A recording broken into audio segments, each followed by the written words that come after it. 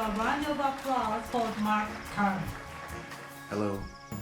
Going into the Smashing Machine, you might be wondering if you're finally getting MMA's Raging Bull or a Brahma Bull's vanity project. Spoiler alert, the ending puts an asterisk next to any claim that this film is an adaptation of a documentary sharing its name, because 2025's telling of the UFC Hall of Famer Mark Kerr's story turns out to be a star-studded recreation scene that should have been called by the ref 20 minutes earlier. Hey, real quick, before we go any further, make Mark Kerr proud and smash that like button, as well as consider subscribing, as we're a new channel chasing the 500 subscriber goal.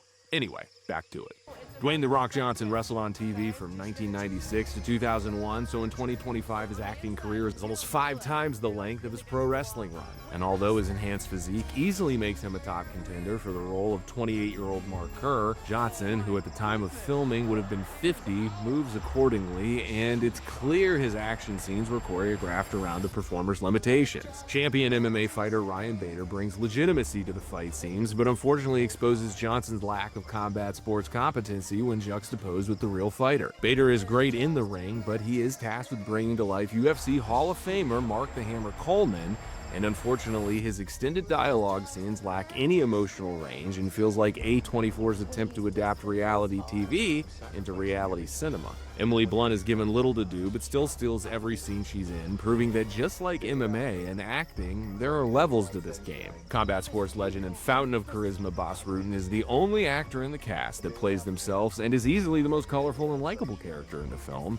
who more than handles a challenging dramatic scene late in the second act and proves that he is capable of larger dramatic roles. The Smashing Machine comes with all the necessary details and the production design to suggest that this film is for die-hard old-school MMA fans. But the curious casting decisions, unbelievably straightforward cinematography, and completely flat ending will likely leave regular cinema goers indifferent and MMA fans wanting to rewatch the original Smashing Machine doc instead of revisiting this version. Casting more movie stars than just Emily Blunt would have made it too difficult for Dwayne Johnson to keep up dramatically, so I wonder how much more compelling the movie might have been if it were told through Dawn's POV, making Blunt the emotional vessel for the audience, trapping her cage side with the rest of us, and proving that the true helplessness caused by the Smashing Machine is felt by the loved ones staying by his side. But then again, this film tells more than it shows, and truly feels like a $40 million attempt by Mr. Johnson to get invited to some award shows. Is the Smashing Machine The Rock's swan song as a leading man, and is it the best role of his career?